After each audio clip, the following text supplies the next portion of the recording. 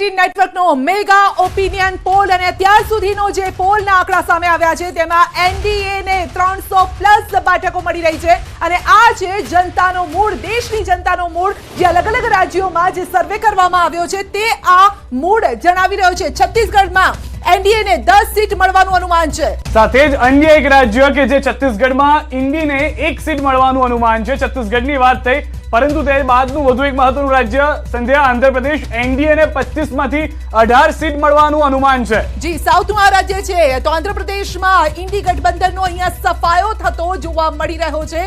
આંધ્રપ્રદેશની આ વાત છે કે જ્યાં સાઉથનો જે વિસ્તાર આવે છે ત્યાં એનડીએ ગઠબંધન એટલું જ્યારે કામ નથી કરતું, પરંતુ અહીંયા તો જે ઇન્ડી ગઠબંધન છે એનો સફાયો થઈ રહ્યો છે। ઉત્તરાખંડમાં તમામ 5 સીટ પર અહીંયા એનડીએ બળદ એટલે કે આગળ વધતી દેખાઈ રહી છે અને આ જ આંકડાના કારણે 300+ સીટો પર અત્યારે પહોંચતી દેખાઈ રહી છે એનડીએ।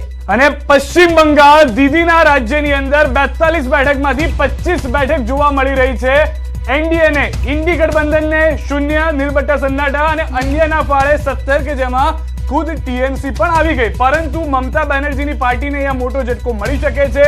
42 બેઠકનો આ મહાસર્વે છે પશ્ચિમ બંગાળનો કે જ્યાં આગળ 42 માંથી 25 બેઠક મળવાનું અનુમાન અહીંયા જોવા મળી રહ્યું છે।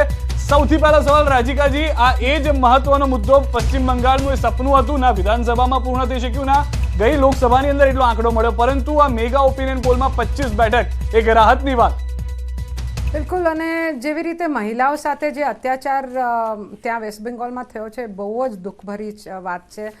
જેવી રીતે ત્યાં જે પાર્ટીના મમતા બેનર્જીના પાર્ટીના જે ભાઈઓ છે એ બહેનોને મિસયુઝ કરે છે, રેપ કરે છે અને કોઈ પણ પોલીસ એને બિલકુલ લેતા નથી અને બહુ ખરાબ પરિસ્થિતિ છે। અને એના હિસાબે મને લાગે છે હવે બહેનો બહાર આવશે પશ્ચિમ બંગાળમાં અને મમતાજીને એકચ્યુઅલી એની જગ્યા બતાવશે, કારણ કે ભલે એ લેડી છે, મને ફૂલ રિસ્પેક્ટ છે બિકોઝ એ લેડી છે, પણ જેવી રીતે આ મહિલાઓ સાથે વ્યવહાર થયો છે, જેવી રીતે મહિલાઓને તકલીફ પડી છે, જેવી રીતે મહિલાઓના ઘરમાં દુઃખ થયો છે, મને લાગે છે આ એક જ સમય છે જે વોટ દ્વારા વેસ્ટ બેંગોલ આન્સર કરે છે કે હવે અમને આ પાર્ટી નથી જોઈ। મુકેશભાઈ, અહીંયા આગળ ગઠબંધન ન થવાનો અફસોસ છે, કારણ કે આંકડા પરથી સ્પષ્ટ જોવા મળી રહ્યું છે અહીંયાથી તમારી સરકાર બની શકતી હતી, પરંતુ હવે અહીંયા નુકસાન તો પૂરેપૂરું છે, 0 છે।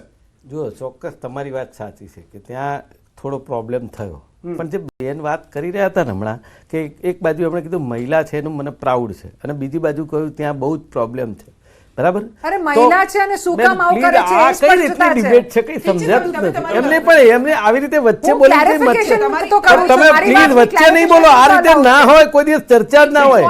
મારું કહેવું એવું છે કે તમે જે બોલી ગયા એની વાત કરું છું કે તમે જે જૂઠું બોલી ગયા, શું જૂઠું બોલી ગયા, તો હકીકત છે વેસ્ટ બેંગોલની। અરે પણ તમે પ્લીઝ, હું તમને પગે લાગુ કહેતા તમે કંઈ પણ બોલો ને હું જવા દઉં, એ તો સોરી મારો સ્વભાવ નથી। આરોપ કર્યા વગર સીધી વાત કરો કે શું છે, પણ તમે વાત તમારી મૂકવી હોય પ્રોપર કરો, તમે કઈ ખોટા બોલતા તો હું નહીં સાંભળું। ઠીક છે, ઠીક છે રાજીકાજી। જુઓ, તમે જે એમણે ત્યાં વાત કરી કે ત્યાં મહિલાઓ ઉપર અત્યાચાર થયા, જે કંઈ થયું તે બરાબર, તો હું કહું છું ત્યાંની સરકાર છે અને ઉપર પાછું મોટું એન્જિન તો છે, જે પગલાં લેવા હોય લે, એમાં ક્યાંય કોંગ્રેસ તો આડી આવતી નથી।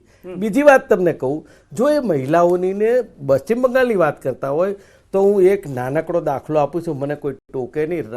આપણા ગુજરાતની અંદર એક દીકરી, સમજો, 498ની ફરિયાદ માટે પશ્ચિમ વિસ્તારના પોલીસ સ્ટેશનમાં ફરે છે અને એને નારાજગી મળે છે, એ લોકો ફરિયાદ નથી લેતા, એ તમને ઇન્ટરવ્યુ વાર્તાઓ છે।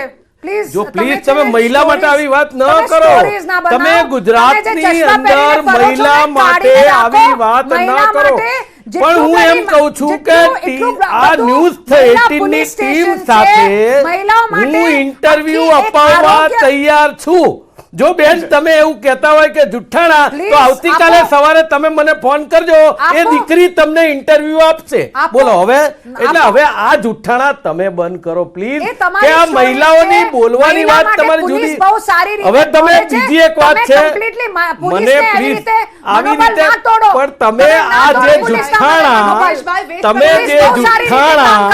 તમે જે જુઠ્ઠાણા ફેલાવી રહ્યા છો એ જુઠ્ઠાણા કદાપી નહીં ચાલે. હવે 10 વર્ષના શાસન પછી નહીં ચાલે. અને આ રીતે ડિબેટ જ ન હોય.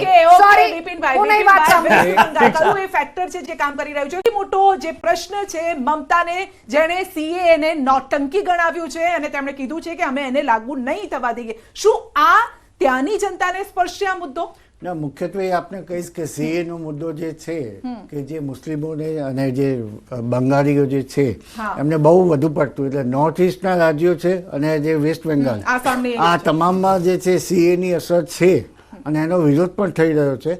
પરંતુ બીજી બાજુ જે આપને જે સર્વે કર્યા ઇમ્પ્લિમેન્ટેશન પછી આપના જે સર્વે તાજા છે એ પ્રમાણે હું કહીશ કે 2019માં જોઈએ તો ઓલ ઇન્ડિયા તૃણમૂલ કોંગ્રેસે 43.28% વોટ મળ્યા હતા અને જે છે એ વોટિંગ એમને જે પર્સન્ટેજ જે છે એ ઘટશે અને એમને જે 15 થી 17 આપના દ્વારા જે 17 બતાવવામાં આવે છે, બાકીના જે છે બીજા સર્વેમાં એ 15ની આજુબાજુ છે. તો એ મને લાગે છે એમાં બહુ ફેર નહીં પડે, એકાદ બે સીટ પ્લસ.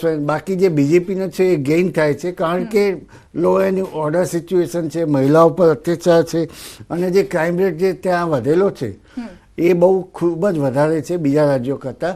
અને જે મુખ્યત્વે governance, local governance point of view કહીએ કે રૂરલ અર્બનમાં જે છે મોટા ચેન્જીસ આવ્યા છે અને એના કારણે છે બીજેપીને એટલે એનડીએને ગવર્નન્સ પોઈન્ટ ઓફ વ્યૂ અમને જે છે એક તો પોલિટિકલ ઇમેજ છે અને બીજું જે ગ્લોબલી જે ગવર્નન્સ પોઈન્ટ ઓફ વ્યૂ જે મોદીજીને સ્થાન મળ્યું છે એના કારણે ત્યાં આગળ જે વોટિંગ શેર છે એ એમને 40ની જગ્યાએ જે છે કે 42 થી 43%, એટલે આખી રિવર્સ સિચ્યુએશન જોવા મળશે. જી, અને ત્યાં એક પોઈન્ટ એ પણ એડ કરીશ કારણ કે મતુઆ સમાજ પણ એક મોટો સમાજ છે ત્યાંનો વેસ્ટ બંગાળમાં અને એના એ બીજેપીની ફેવરમાં જઈ રહ્યો છે, એટલે આ પણ એક પોઈન્ટ ત્યાં ઇન્ડિકેટ કરવો પડે. એટલે human right point of view છે એ સિચ્યુએશન આખી ત્યાં બદલાઈ રહી છે. જી, બદલાઈ રહી છે. જી, રાધિકાજી, વેસ્ટ બંગાળ, દીદી.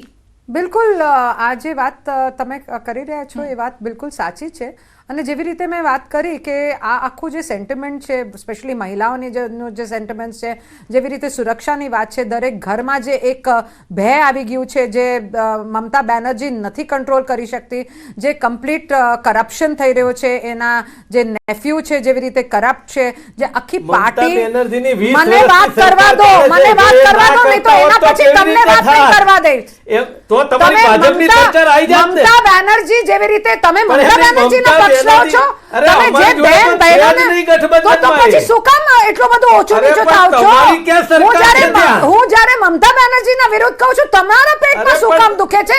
શાંત રહો. તમે મહિલાનો ખોટો વિરોધ કરી રહ્યા છો. મેં પહેલા જ વાત કરી કે મહિલા છે, રિસ્પેક્ટ છે, પણ એને જે કર્યું છે આ ખોટું છે અને ખોટું છે જ. તમે બધું કરી લીધું વિધાનસભાની ચૂંટણીમાં પશ્ચિમ બંગાળમાં. મહિલા માટે અત્યાચાર થાય છે, તમને ગમે છે ભાઈ તો બંધ કરો, કારણ કે કોંગ્રેસને ખરેખર મહિલા માટે રિસ્પેક્ટ નથી, મને એવું લાગે છે તમે જેવી રીતે વાત કરો. અહીંયા અમિત શાહનો એક વોટ હું આપવા ઈચ્છીશ કારણ કે જે દીદી જે વાત કરી રહ્યા છે સીએ નોટંકી છે, હું લાગુ નહીં થવા દઉં, અમિત શાહે પણ કાઉન્ટર તેમને કર્યું છે અને તેમણે કીધું છે કે દીદી લોકોમાં ડર પેદા કરી રહ્યા છે. આ બધા જે સ્ટેટમેન્ટ આપી રહ્યા છે ને એને લઈને અમિત શાહે કહ્યું છે કે દીદી લોકોમાં ડર પેદા કરી રહ્યા છે, હિન્દુ મુસ્લિમને વિભાજિત કરી રહ્યા છે. જો આ વિભાજિત થાય તો કઈ રીતે આ જે સ્ટેટમાં આપ જોઈ રહ્યા છો બદલાવ એમાં? ના, મુખ્યત્વે કહીશ કે જે આખી બંગાળની પરિસ્થિતિમાં મુસ્લિમનો રોલ બહુ ખૂબ જ વોટિંગ પેટર્નમાં બહુ સારો એવો છે અને જો એ જ ગવર્નન્સ પોઈન્ટ ઓફ વ્યૂ જોઈએ કે સીએના ઇમ્પ્લિમેન્ટેશનના કારણે અને એનો જો વિરોધ વધે તો એ બીજેપીને ઇફેક્ટ કરી શકે.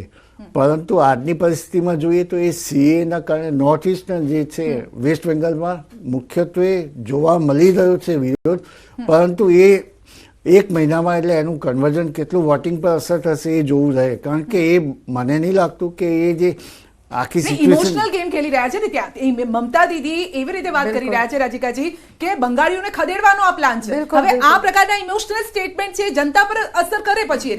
બિલકુલ અને એટલા માટે કરે છે કારણ કે એનું જે કામ થયેલું છે ત્યાં બિલકુલ પ્રોપર નથી, સારું નથી, શાસન સારું નથી, સિક્યોરિટી સારું નથી, તો એટલા માટે હવે આ એવી રીતે વિચારે છે કે ભાઈ હું કેવી રીતે આ ડિવાઇડ એન્ડ રૂલમાં હું જીતી જાઉં, કારણ કે મુસ્લિમો જે છે હવે કોઈ પણ